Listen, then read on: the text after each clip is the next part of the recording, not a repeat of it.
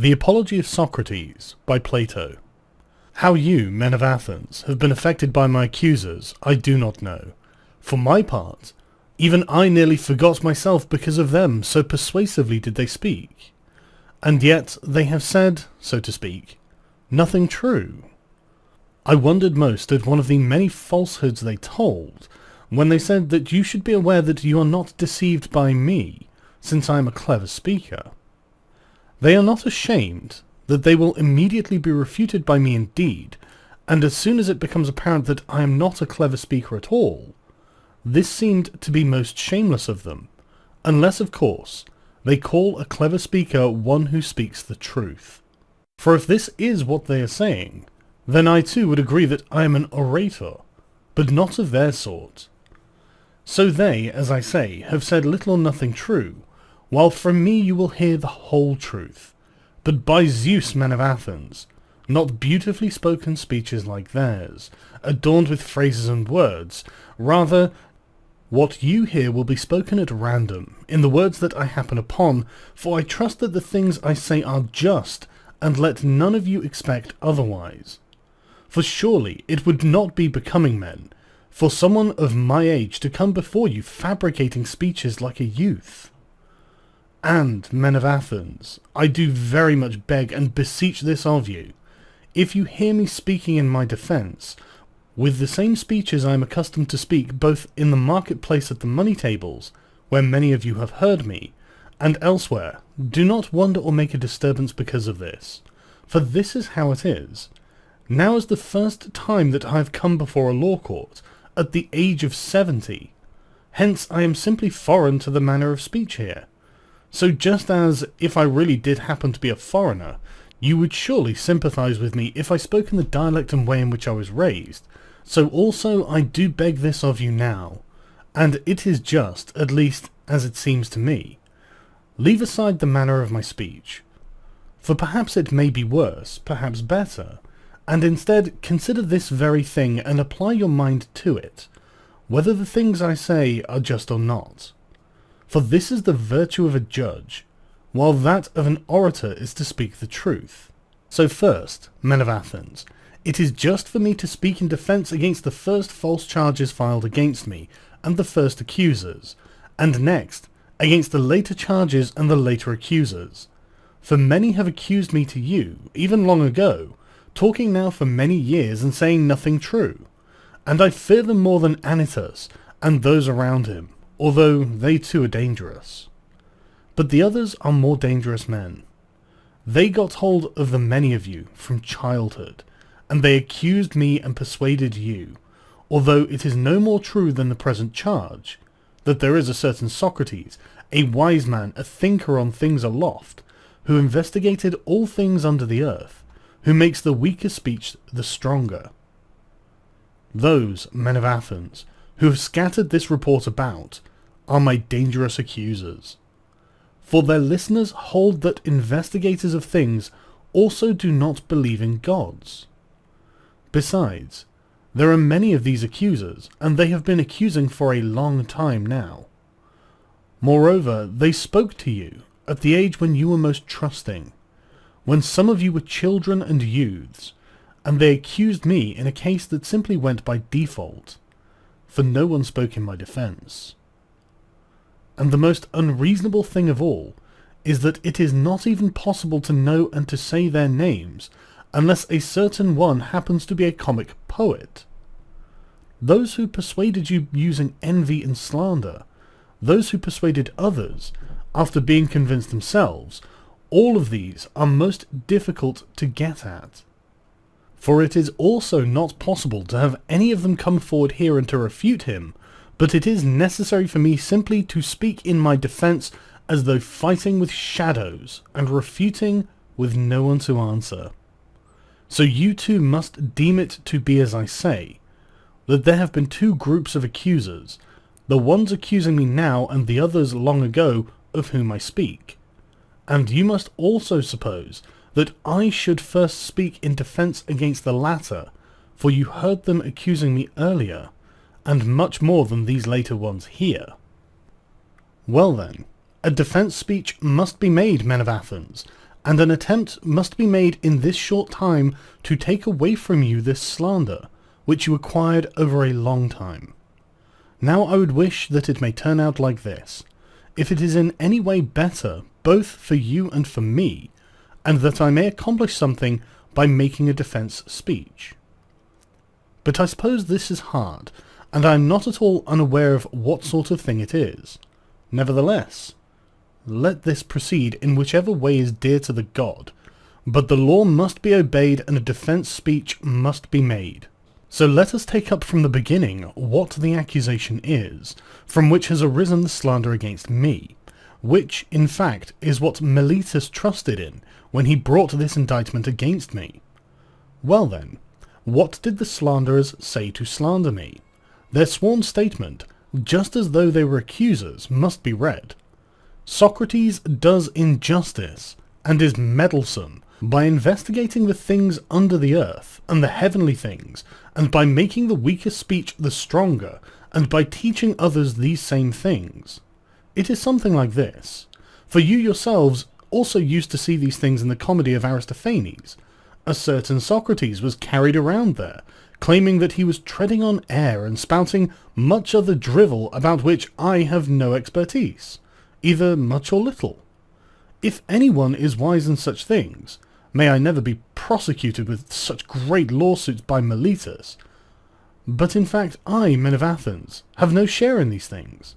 Again, I offer many of you as the witnesses, and I maintain that you should teach and tell each other, those of you who have ever heard me conversing, and there are many of such among you. Tell each other, then, if any of you ever heard me conversing about such things, either much or little, and from this you will recognize that the same holds also for other things that many say about me. But in fact, none of these things is so. And if you have heard from anyone that I attempt to educate human beings and make money from it, that is not true either.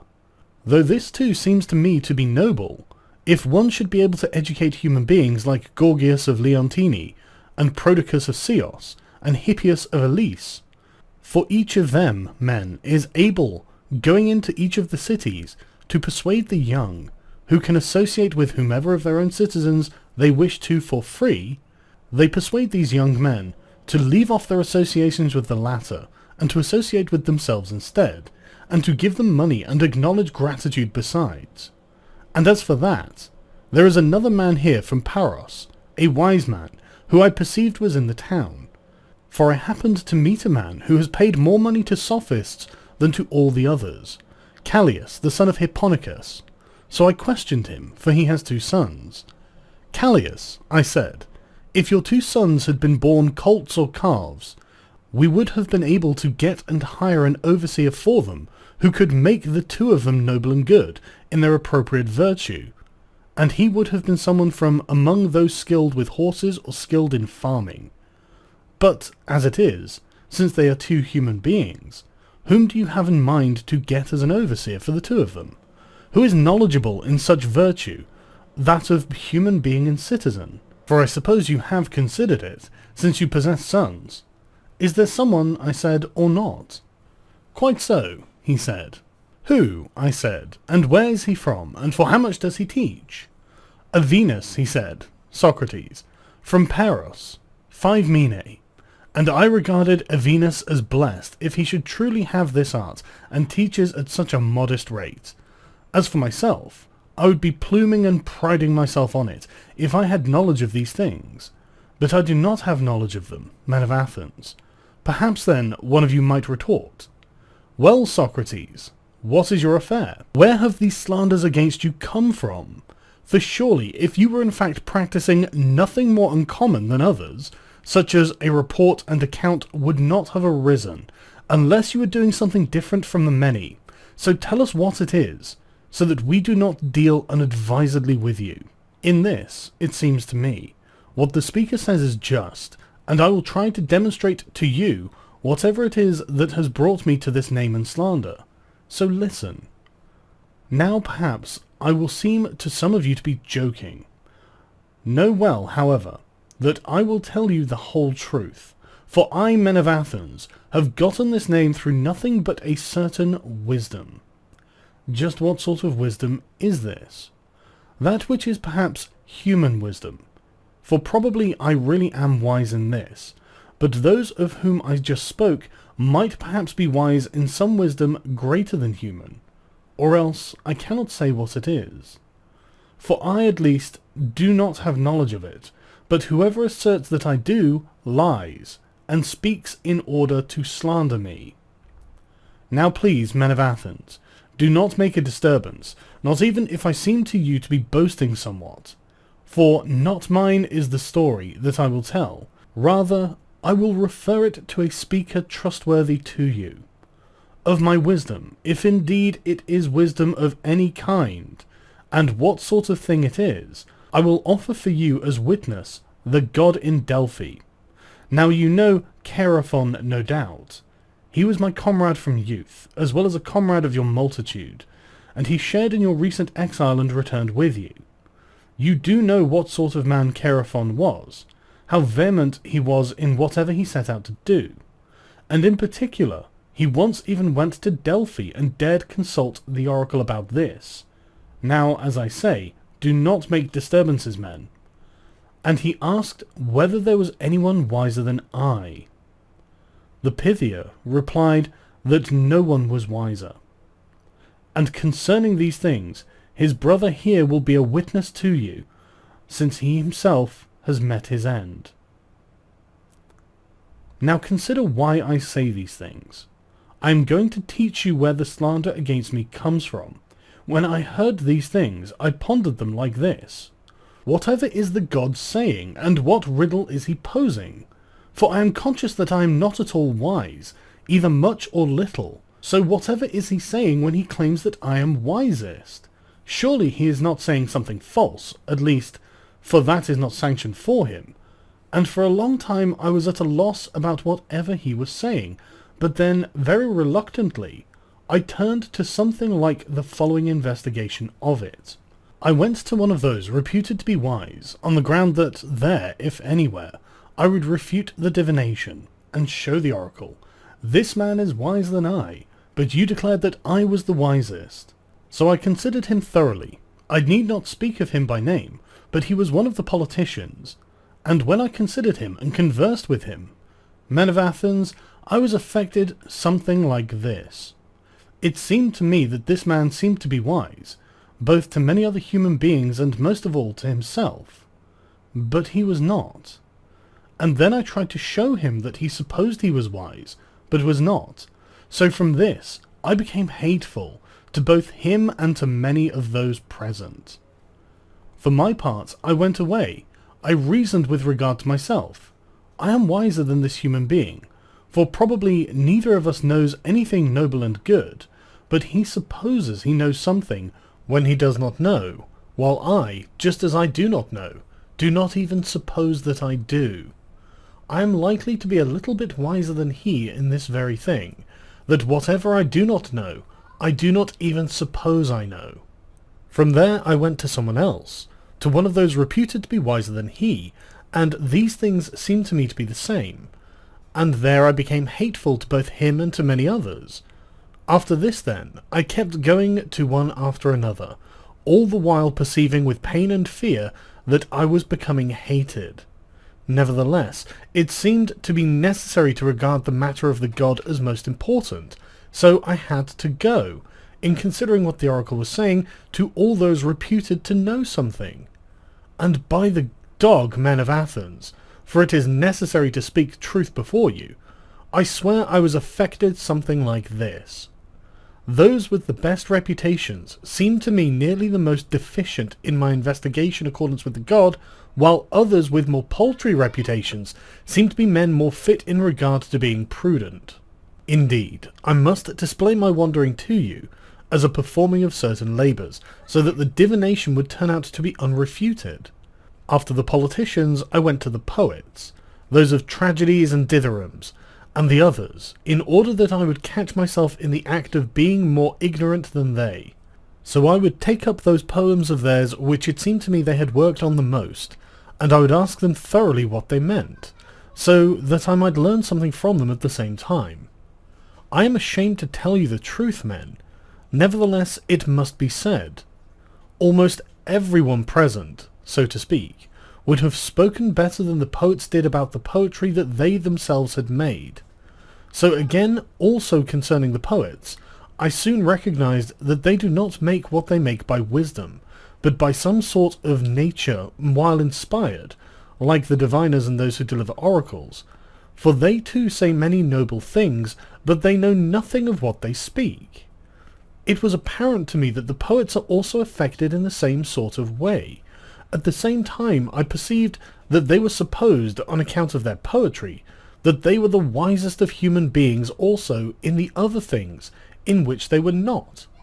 So I went away from there too, supposing that I had turned out to be superior to them in the very same thing which I was to the politicians.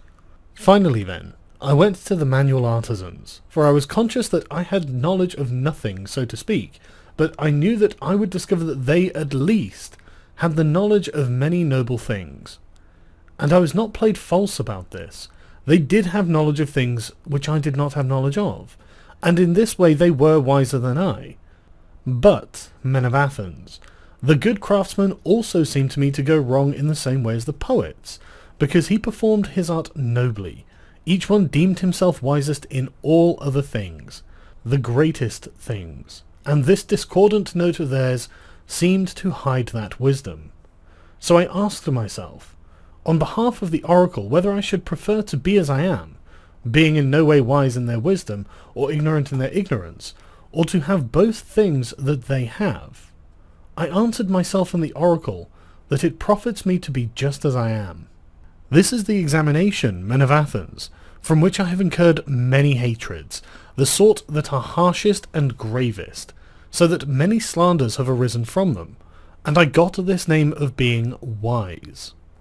For the present, on each occasion, suppose that I myself am wise in the things concerning which I refute someone else, whereas it is probable, men, that really the god is wise, and that in this oracle he is saying that human wisdom is worth little or nothing, and he appears to say this of Socrates, and to have made use of my name in order to make me a pattern, as if he would say, that one of you, O human beings, is wisest, who, like Socrates, has become cognizant in the truth that he is worth nothing with respect to wisdom. That is why even now I still go around seeking and investigating, in accordance with the god, any townsman or foreigner I suppose to be wise.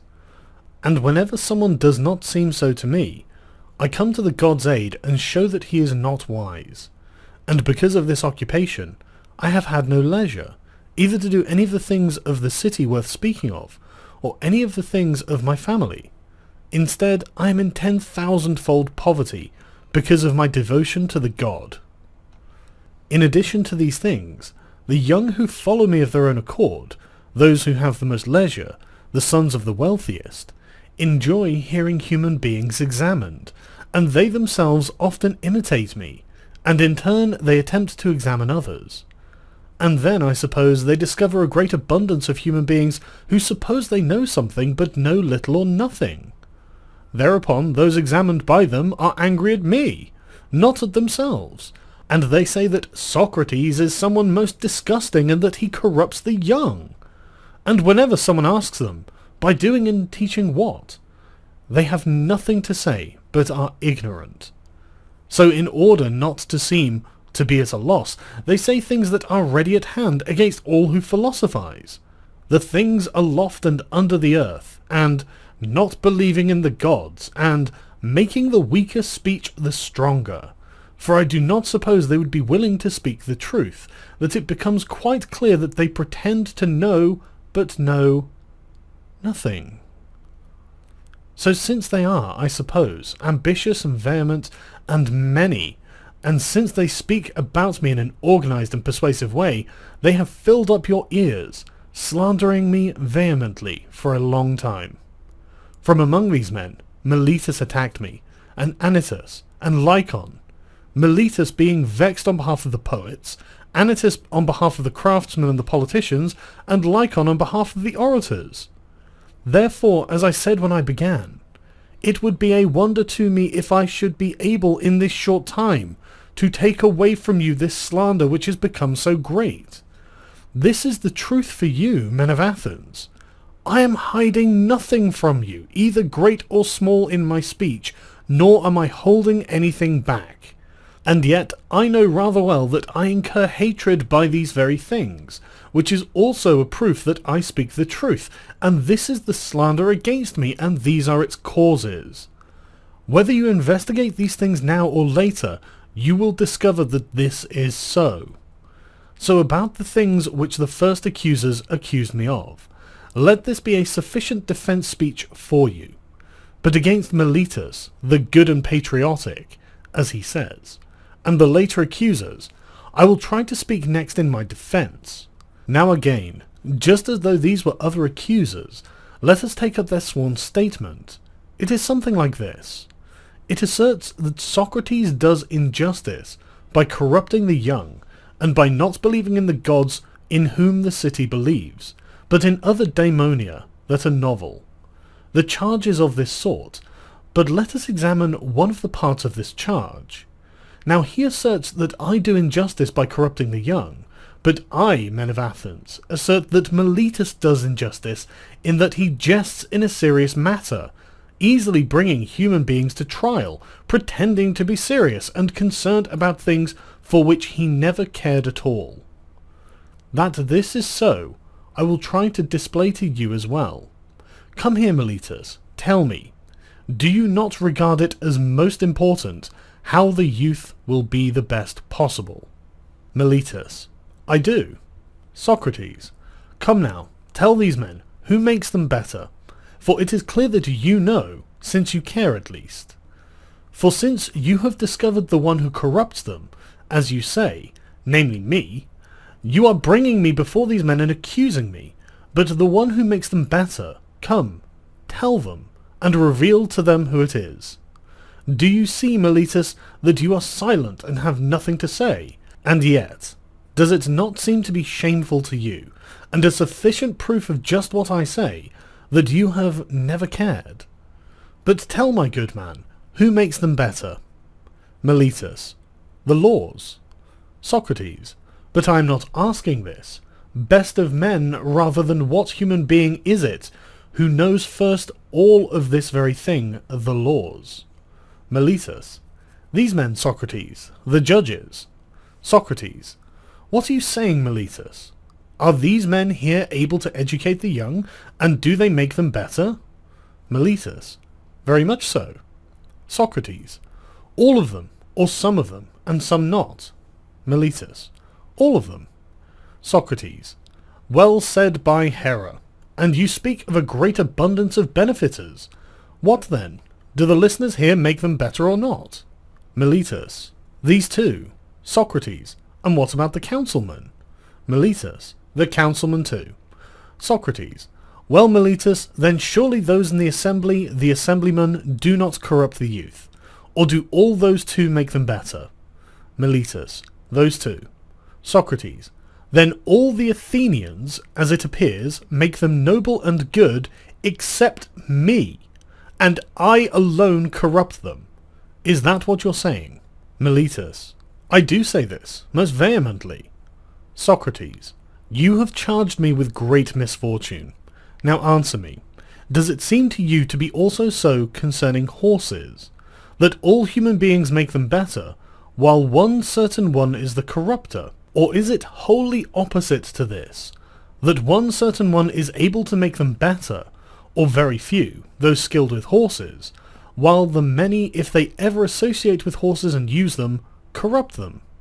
Is this not so, Meletus, both concerning horses and the other animals? Of course it is, altogether so, whether you and Anytus deny or affirm it.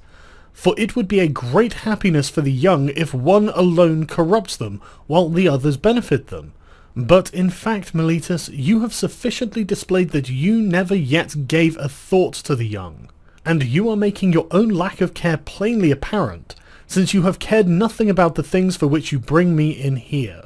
But tell us further, Meletus, before Zeus, whether it is better to dwell among upright citizens or villainous ones.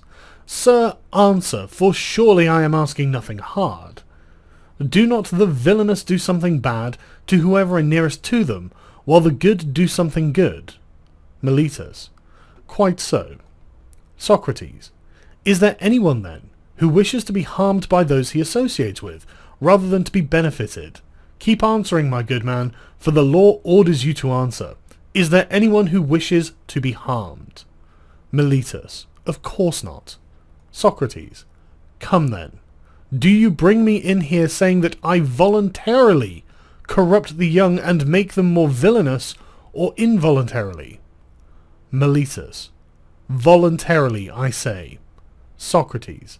What then, Meletus? Are you so much wiser at your age than I at mine, that you have become cognizant that the bad always do something bad to those who are closest to them, and the good do something good, whereas I have come into so much ignorance that I am not even cognizant that if I ever do something wretched to any of my associates, I will risk getting back something bad from him, so that I do so much bad voluntarily as you assert? Of this I am not convinced by you, Meletus, nor, do I suppose, is any other human being. But either I do not corrupt, or if I do corrupt, I do it involuntarily. So in both cases what you say is false. And if I corrupt involuntarily, the law is not that you bring me in here for such involuntary wrongs, but that you take me aside in private to teach and admonish me. For it is clear that if I learn, I will at least stop doing what I do involuntarily. But you avoided associating with me and teaching me, and you were not willing to, but instead you brought me in here, where the law is to bring those in need of punishment, not learning. But in fact, men of Athens, what I was saying was already clear, that Meletus never cared about these things either much or little. Nevertheless, speak to us. How do you say that I corrupt the youth, Meletus? Or is it clear, according to the indictment that you brought, that is by teaching them not to believe in the gods whom the city believes, but in other daemonia that are novel? Do you not say that it is by teaching these things that I corrupt them? Meletus. I certainly do say this, most vehemently. Socrates.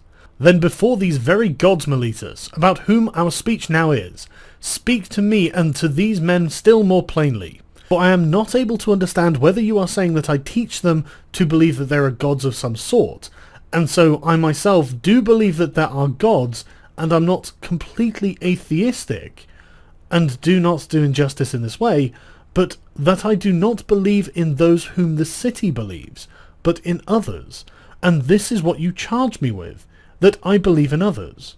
Or do you assert that I myself do not believe in gods at all, and that I teach this to others? Meletus.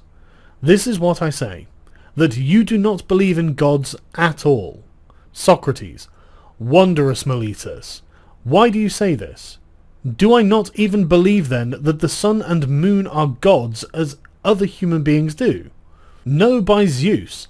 Judges, he declares that the sun is a stone and the moon is earth. Socrates. Do you suppose you are accusing Anaxagoras, my dear Meletus? And do you so much despise these men here and suppose that they are so inexperienced in letters that they do not know the books of Anaxagoras of Clazomene are full of these speeches?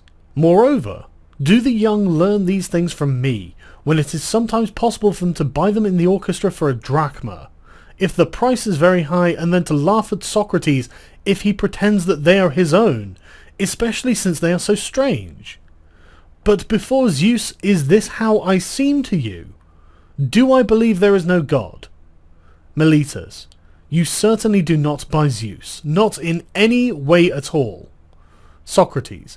You are unbelievable, Meletus, even as you seem to me to yourself.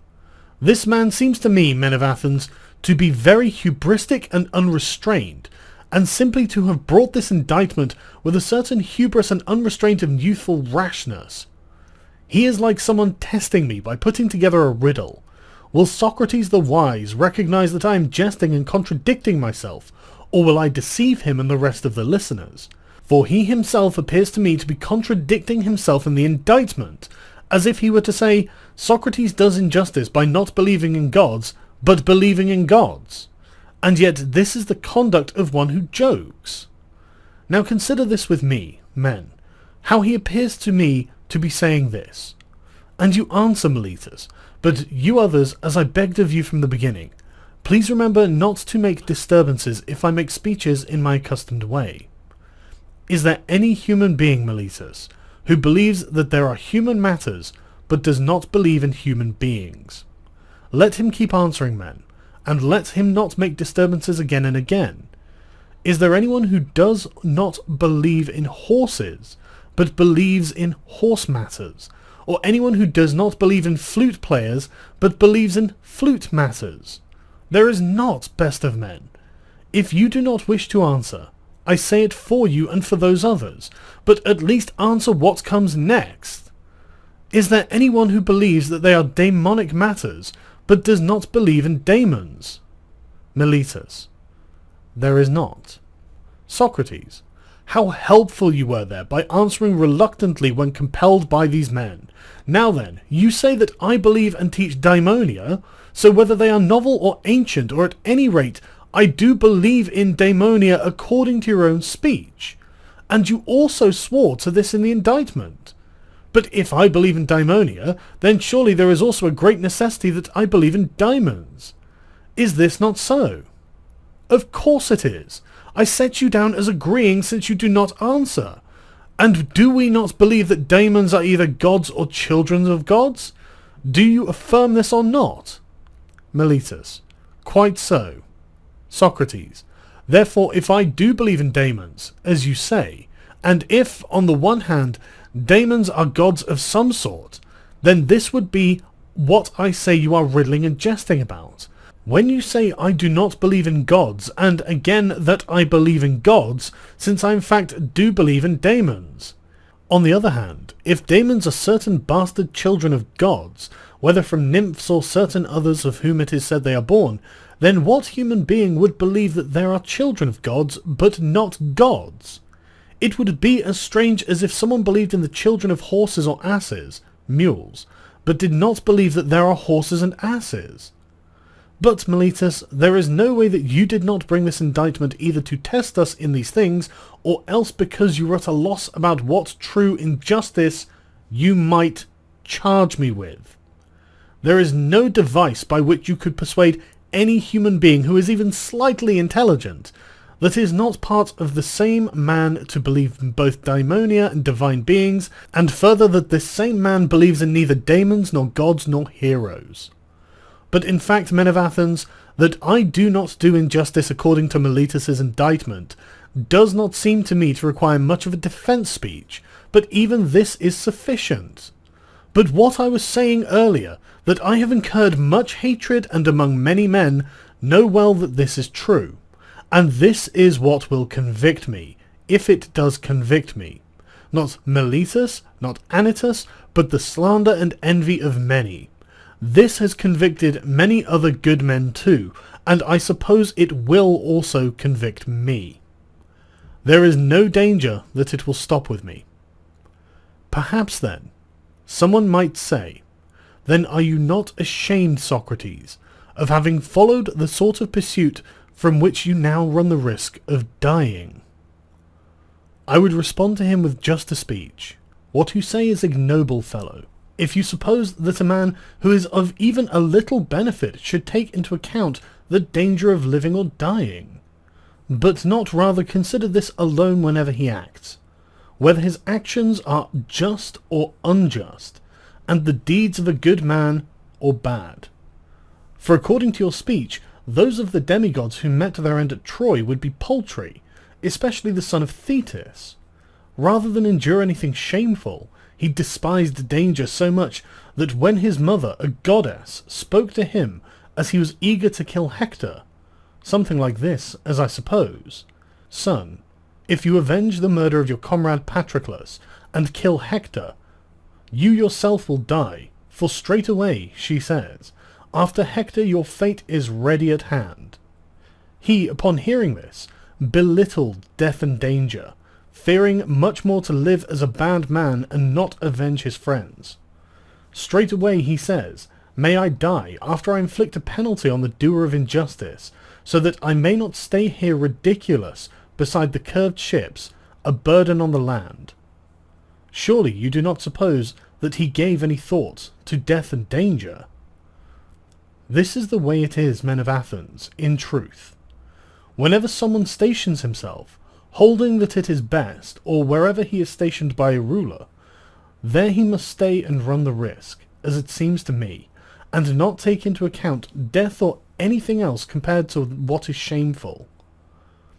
So I would have done terrible deeds, men of Athens, if, when the rulers whom you had elected to rule me stationed me in Potidaea and Amphipoli and at Delium, I stayed then where they stationed me, and ran the risk of dying like anyone else, but when the gods stationed me, as I supposed and assumed, ordering me to live philosophizing and examining myself and others, I had then left my station because I feared death or any other matter whatever. Terrible that would be, and truly when someone might justly bring me into a law court, saying that I do not believe that there are gods, since I would be disobeying the divination, and fearing death, and supposing that I am wise when I am not. For to fear death, men, is in fact nothing other than to seem wise, but not to be so. For it is to seem to know that one does not know. No one knows whether death does not even happen to be the greatest of all goods for the human being, but people fear it as though they knew well that it is the greatest of evils. And how is this not that reproachable ignorance of supposing that one knows what one does not know? But I, men, am perhaps distinguished from the many human beings also here in this, and if I were to say that I am wiser than anyone in anything, it would be in this, that since I do not know sufficiently about the things in Hades, so also I suppose that I do not know. But I do know that it is bad and shameful to do injustice and to disobey one's better, whether god or human being. So compared to the bad things which I know are bad, I will never fear or flee the things about which I do not know whether they can even happen to be good. So that not even if you let me go now, and if you disobey Anytus, who said that either I should not have been brought in here in the beginning, or, since I was brought in, that it is not possible not to kill me, he said before you that if I am acquitted, soon your sons, pursuing what Socrates teaches, will all be completely corrupted. If you would say to me with regard to this, Socrates, for now we will not obey Anytus, we will let you go, but on this condition, that you no longer spend time in this investigation or philosophize, and if you are caught still doing this, you will die.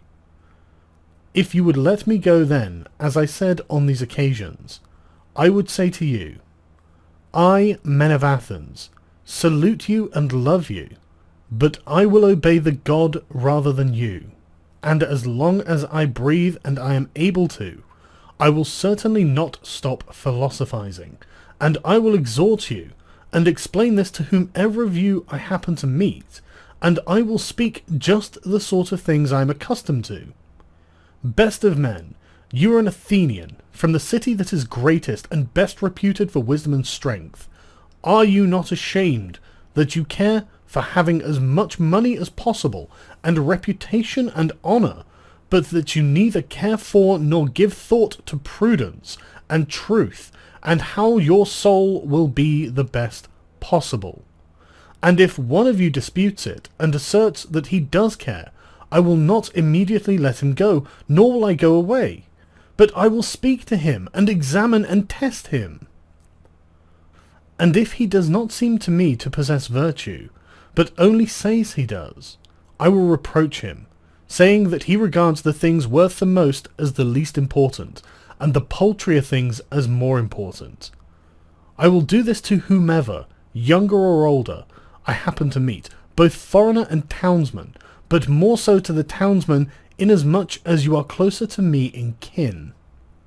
Know well then, that the god orders this, and I suppose that until now no greater good has arisen for you in the city than my service to the god.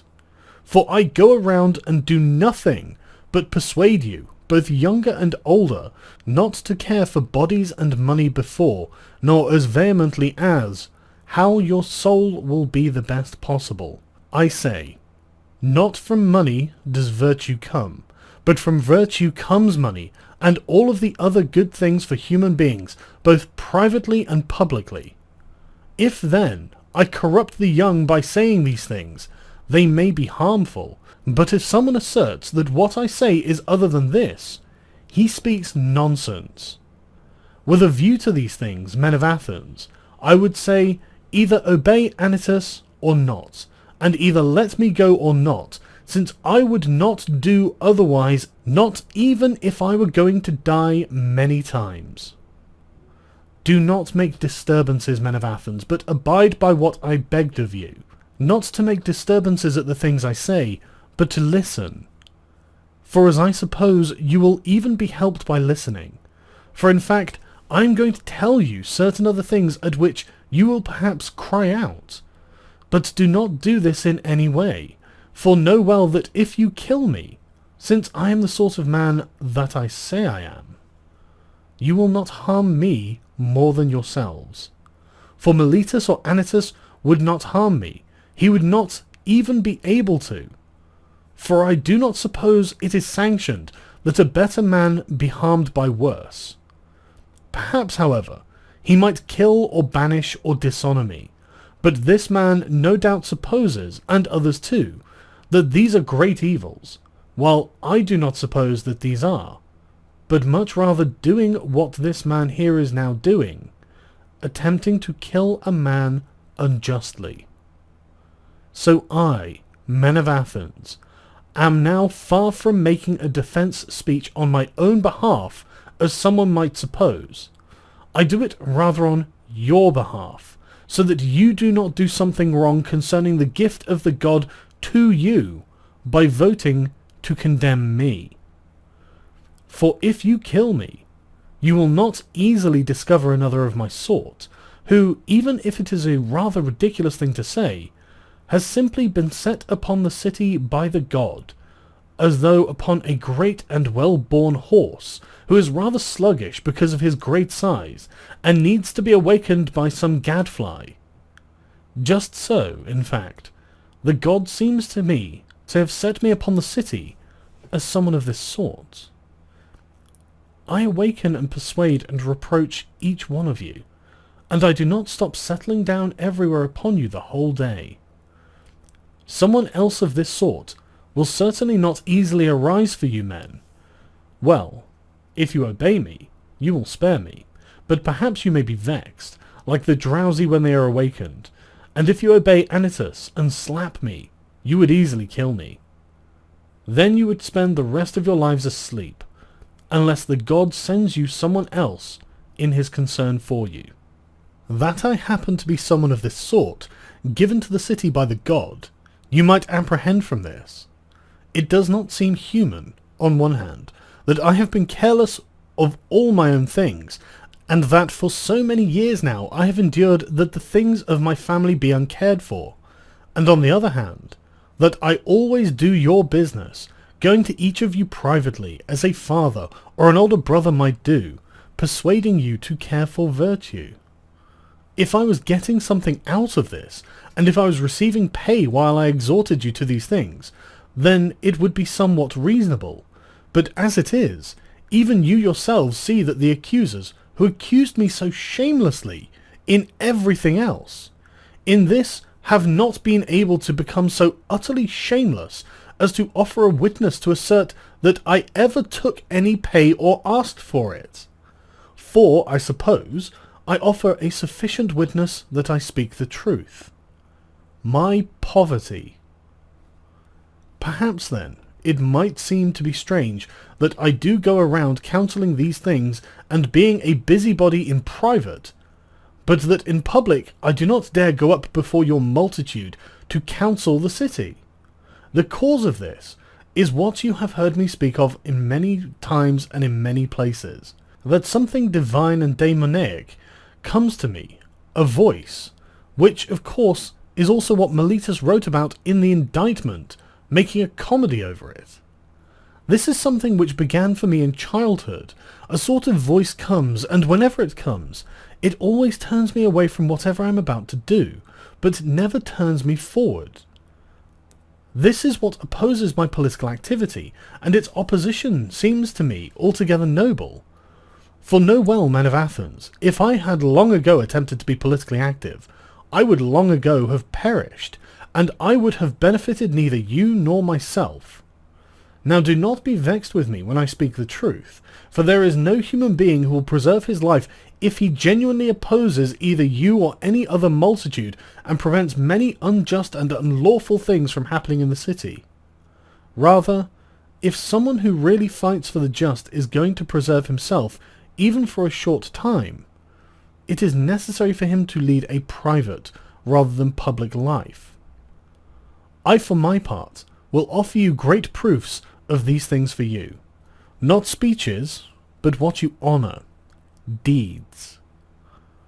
Do listen to what happened to me, so that you may see that I would not yield to even one man against the just because of a fear of death, even if I were to perish by refusing to yield.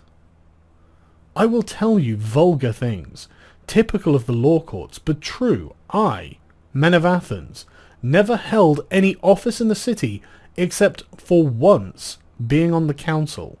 And it happened that our tribe, Antiochus, held the prytany, when you wished to judge the 10 generals, the ones who did not pick up the men from the naval battle, as a group, unlawfully, as it seemed to all of you in the time afterwards. I alone of the Prytanes opposed your doing anything against the laws then, and I voted against it.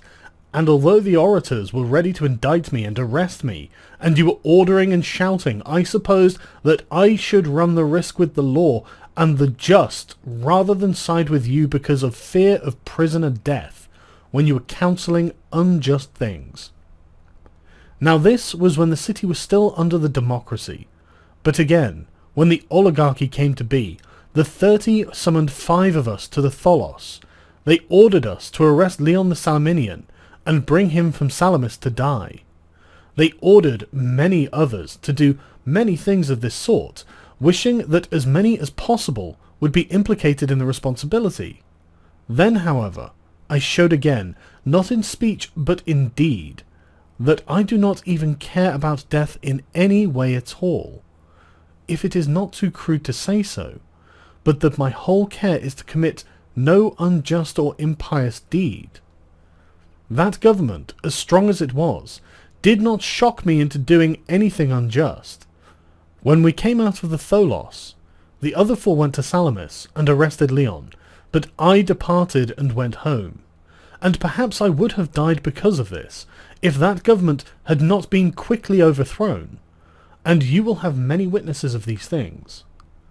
Do you suppose, then, that I would have survived so many years if I had been publicly active and had acted in a manner worthy of a good man, coming to the aid of the just things, and as one ought, regarding this as most important?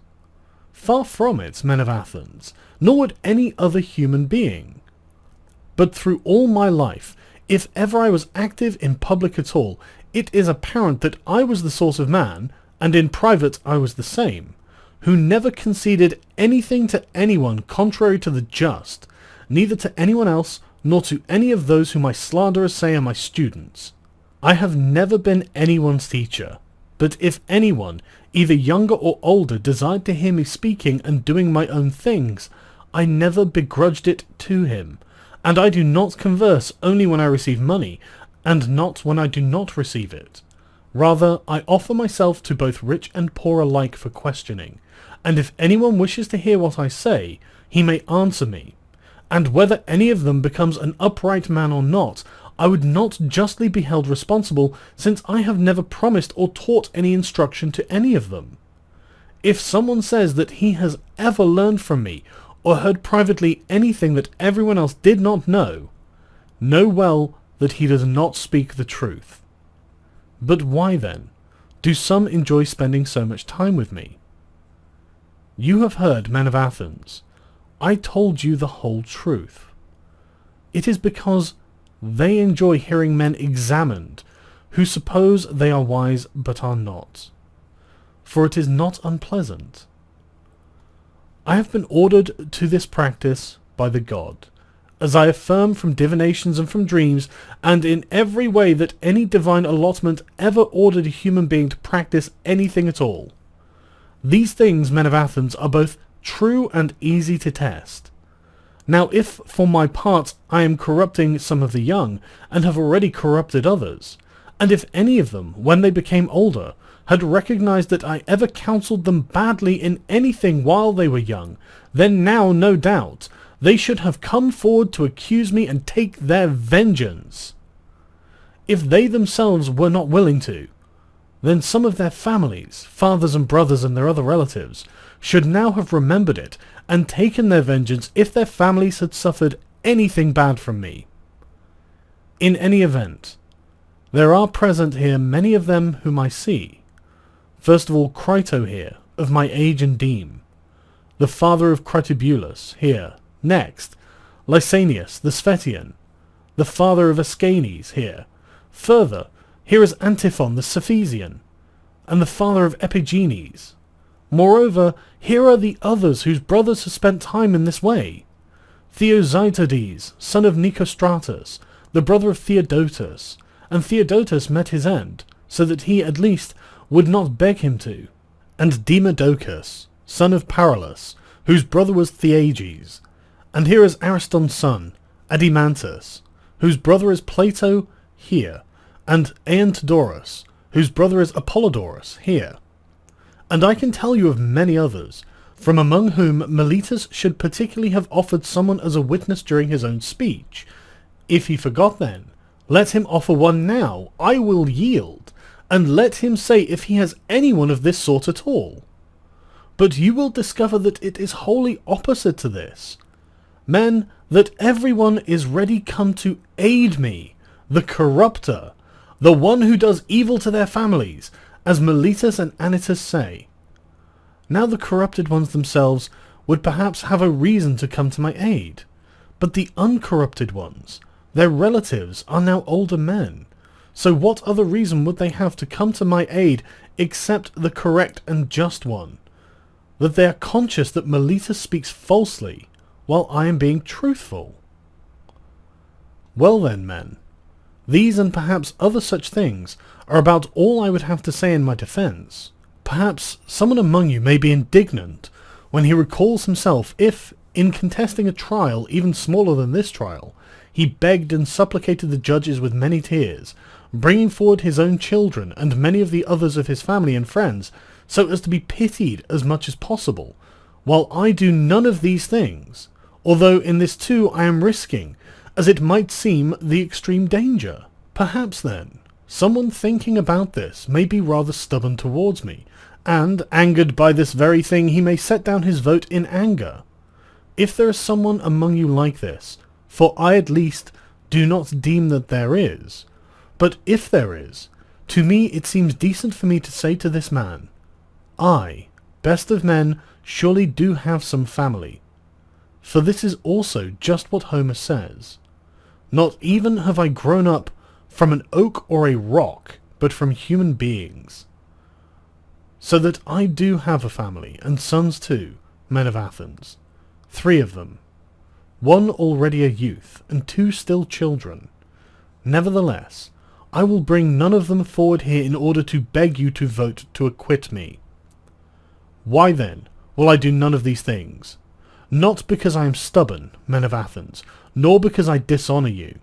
Whether I am daring with regard to death or not is another story, but at any rate as to reputation, mine and yours, and to the whole city's, to me it does not seem to be noble for me to do any of these things, for I am old and have this name, and whether it is true or false, it is reputed that at least Socrates is distinguished from the many human beings in some way. If then, those of you who are reputed to be distinguished, whether in wisdom or courage, or any other virtue at all, will act in this way, it would be shameful. I have often seen some who are just like this when they are judged. Although they are reputed to be something, they do wondrous deeds, since they suppose that they will suffer something terrible if they die, as though they would be immortal if you did not kill them. They seem to me to attach shame to the city, so that a foreigner might take it that those Athenians who are distinguished in virtue, the ones whom they pick out from among themselves for their offices and for their honours, are not at all distinguished from women. For those of you, men of Athens, who are reputed to be something in any way at all, should not do these things, nor, whenever we do them, should you allow it. Instead, you should show that you would much rather vote to convict one who brings in these piteous dramas and makes the city ridiculous, than the one who keeps quiet. Apart from the reputation men, to me it also does not seem to be just to beg the judge, nor to be acquitted by begging, but rather to teach and to persuade. For the judge is not seated to give way to the just things as gratification, but to judge them. For he has not sworn to gratify whoever seems favourable to him, but to give judgment according to the laws. Therefore we should not accustom you to swear falsely, nor should you be accustomed to it, for neither of us would be pious. So do not deem that I, men of Athens, should practice such things before you which I hold to be neither noble nor just nor pious, and certainly by Zeus, above all, not when I am being prosecuted for impiety by Meletus here. For plainly, if I should persuade and force you by begging, after you have sworn an oath, I would be teaching you not to hold that there are gods, and in making my defence speech I would simply be accusing myself of not believing in gods. But that is by far from being so, for I believe, men of Athens, as none of my accusers does, and I turn it over to you, and to the god to judge me, in whatever way is going to be best for both me and for you. The jury votes on Socrates' innocence or guilt, and a majority finds him guilty as charged. Meletus then makes a speech proposing the death penalty, and Socrates must offer a counter-proposal. Many things contribute to my not being indignant, men of Athens, at what has happened. That you voted to convict me, and one of them is that what has happened was not unexpected by me. But I wonder much more at the number of the votes on each side. For I at least did not suppose it would be by so little, but by much. But as it is, and is rely, if only 30 of the votes had fallen differently, I would have been acquitted. So as it seems to me, I have even now been acquitted, as far as Meletus is concerned, and not only have I been acquitted, but it is clear to everyone if Anytus and Lycon had not come forward to accuse me, he would not have had to pay a fine of 1,000 drachmae, since he would not have had gotten a fifth of the votes. At any rate, the man proposes death as my desert. Well then, what counter-proposal shall I make to you, men of Athens? Or is it not clear that it should be whatever I am worthy of? What then? What am I worthy to suffer or to pay because I did not keep quiet during my life, and I did not care for the things that many do, money-making, and household management, and generalships, and popular oratory, and the other offices and conspiracies and factions that come to be in the city, since I held that I myself was really too decent to survive if I went into these things. I did not go into matters where, if I did go, I was going to be of no benefit either to you or to myself. Instead, I went to each of you privately, to perform the greatest benefaction, as I affirm, and I attempted to persuade each of you not to care for any of his own things until he cares for himself, how he will be the best and most prudent possible, nor to care for the things of the city until he cares for the city itself, and so to care for the other things in the same way. What then, am I worthy to suffer, being such as this? Something good, men of Athens, at least if you give me what I deserve according to my worth in truth. And besides, a good of a sort that would be fitting to me. What then is fitting for a poor man, a benefactor, who needs to have leisure to exhort you? There is nothing more fitting, men of Athens, than for such a man to be given his meals in the Prytaneum, much more so than if any of you has won a victory at the Olympia, with a horse or two, or a 4-horse chariot, for he makes you seem happy, while I make you be so. And he is not in need of sustenance, while I am in need of it. So if I must propose what I am worthy of, in accordance with the just, I propose this, to given my meals in the Prytaneum. Perhaps then, when I say this, I seem to you to speak in nearly the same way as when I spoke about lament and supplication, quite stubbornly. It is not like that, men of Athens, but rather like this. I am convinced that I do not do injustice to any human being voluntarily, but I am not persuading you of this, for we have conversed with each other in a short time, and since, as I suppose, if you had a law like any other human beings, not to judge anyone in a matter of death in one day alone, but over many, you would be persuaded. But as it is not easy, in a short time, to do away with any great slanders. I, being convinced indeed that I do not do injustice to anyone, am far from doing injustice to myself, and from saying against myself that I am worthy of something bad, and from proposing this sort of thing as my desert. What would I fear? That I might suffer what Meletus proposes for me, about which I say I do not know whether is good or bad. Or instead of this, should I choose something from among the things that I know well are bad and propose that? Should it be prison?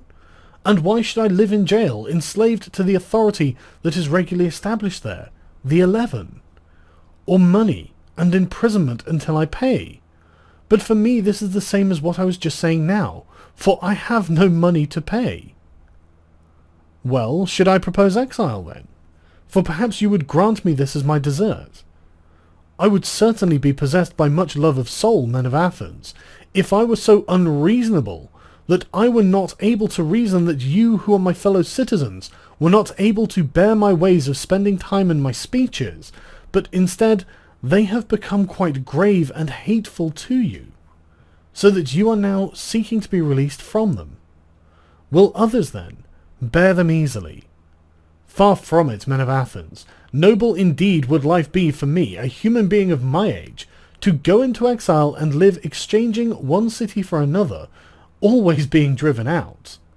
For I know well that wherever I go, the young will listen to me when I speak, just as they do here.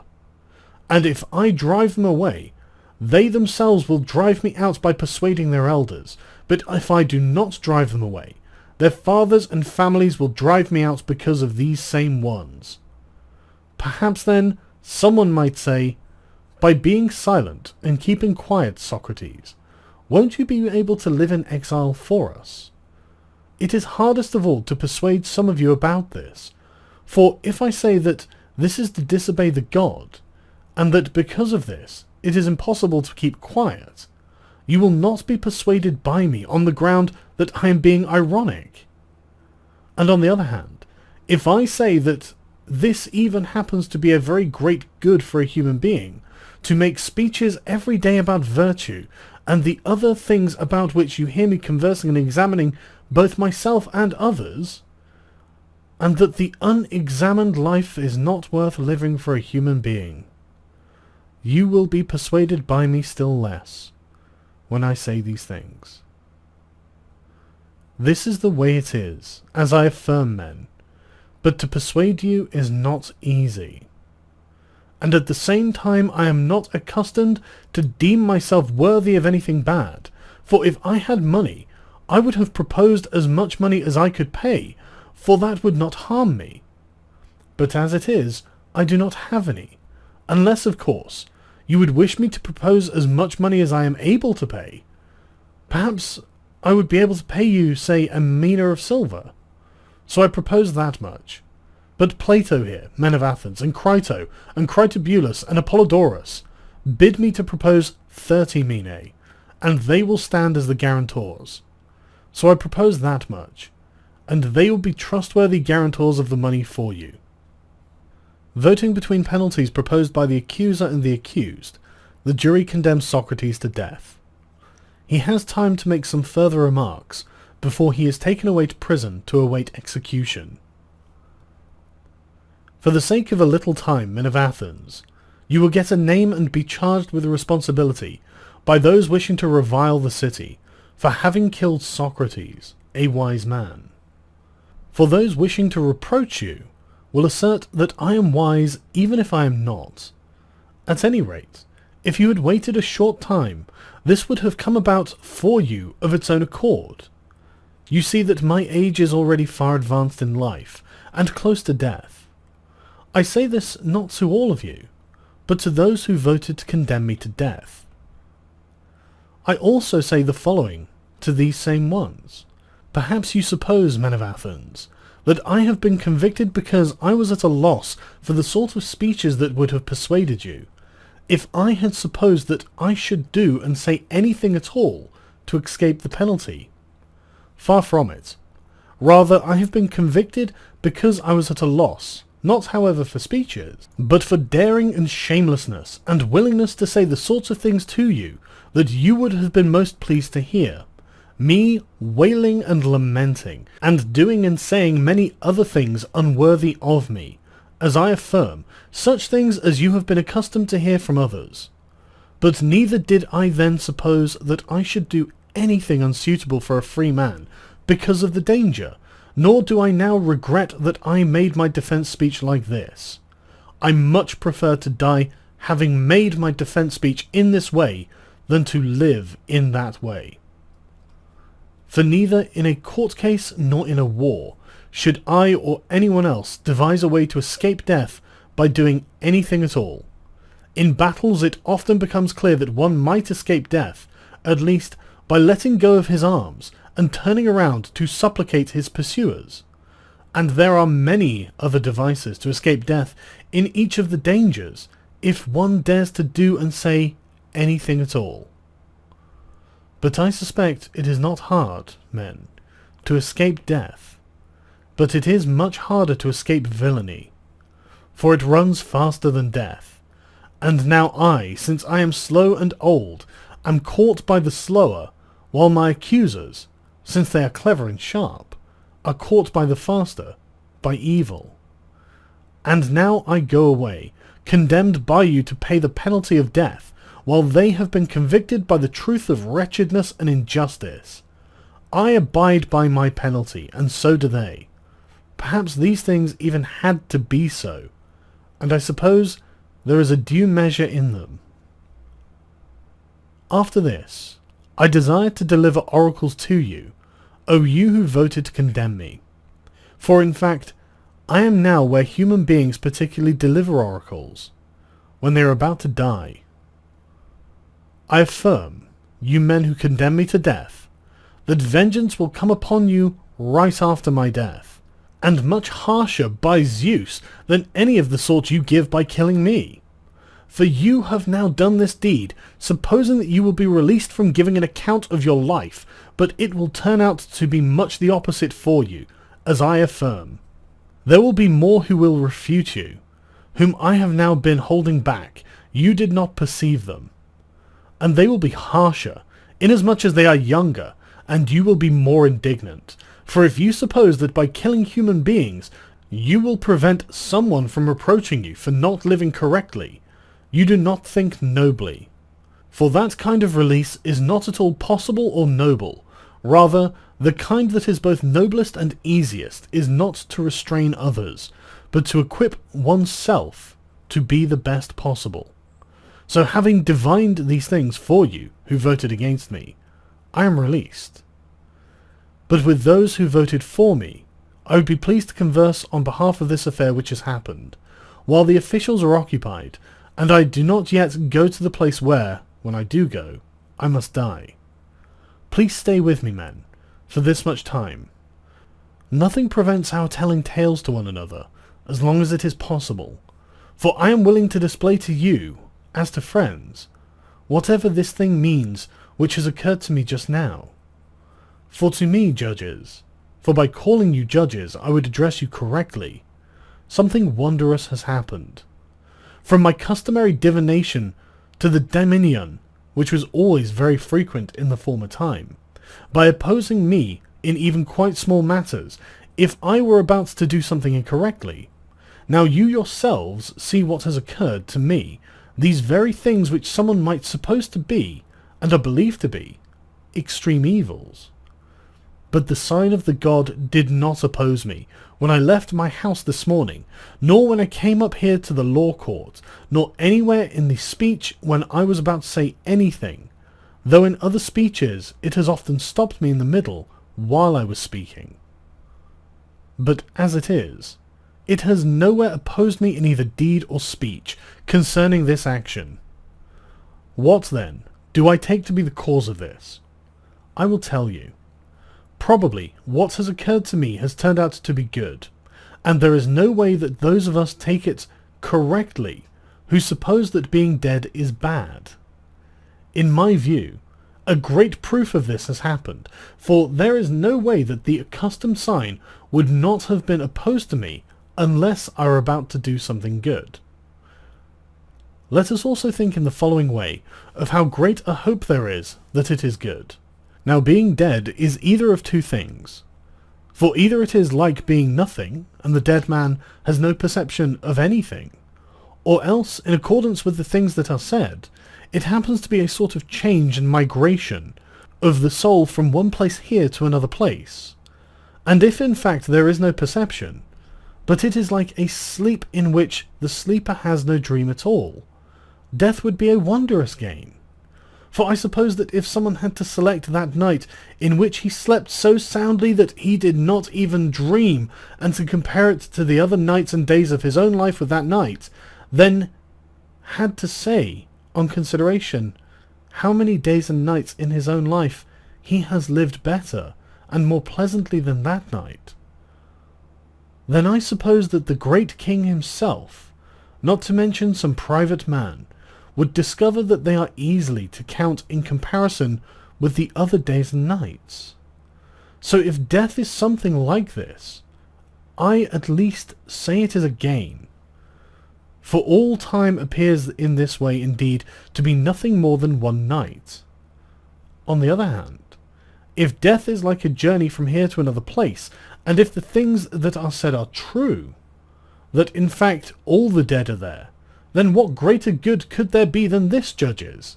For if one arrives in Hades, released from those who claim to be judges, will find those who are judges in truth, the very ones who are said to give judgment there, Minos and Rhadamanthus, Aeacus and Triptolemus, and those of the other demigods who turned out to be just in their own lives. Would this journey be a paltry one? Or again, to associate with Orpheus and Musaeus, and Hesiod and Homer, how much would any of you give? For I am willing to die many times if these things are true, especially since for myself spending time there would be wondrous.